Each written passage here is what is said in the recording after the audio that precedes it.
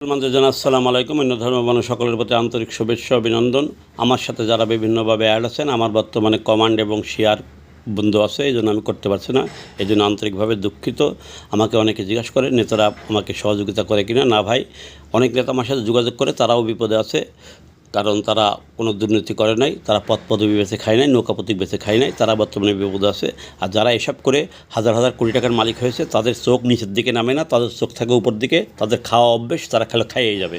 তারা এখন দেখবেন, খেয়াল করে আপনার সাথে হোক, যার সাথে হোক, দেখবেন তারা অ্যাড আছে কিন্তু সে কোনো আপনাকে কমেন্ট করবে না, আপনাকে লাইক করবে না। তাকে কমেন্ট করতে হবে, তাকে লাইক করতে হবে।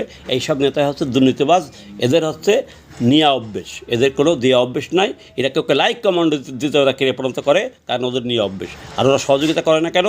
কারণ ওরা একটা পদ পদবি বেছে 7 লক্ষ, 8 লক্ষ, 10 লক্ষ টাকা নিয়েছে, একটা নৌকা প্রতীক বেছে বিভিন্ন লক্ষ লক্ষ টাকা নিয়েছে। তারা মনে করে যদি সহযোগিতা করতে হয়, 1 লক্ষ টাকা নিয়েছে তো সহযোগিতা করা যাবে না, ঠিক আছে? এই জন্য তারা সহযোগিতা করে না। আর যারা মনে করেন যে ভালো না, তারা যোগাযোগ করে। অনেকে আবার দেয় 1000, 2000 টাকা, এগুলা 10 লাখ টাকার বোঝা। আমাকে যদি এখন মনে 10 জনে 10,000 টাকা দেয়, আমার 10,000 টাকা হইলো।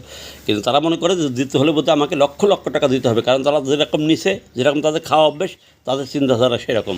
তো ইনশাল্লাহ আগামীতে ইনশাল্লাহ হবে, শেখ হাসিনা ইনশাল্লাহ আসবে, ভালো নেতা খারাপ সবাই আসবে, আসার পরে তারপরে যাচাই বাছাই হবে কে ভালো কে খারাপ।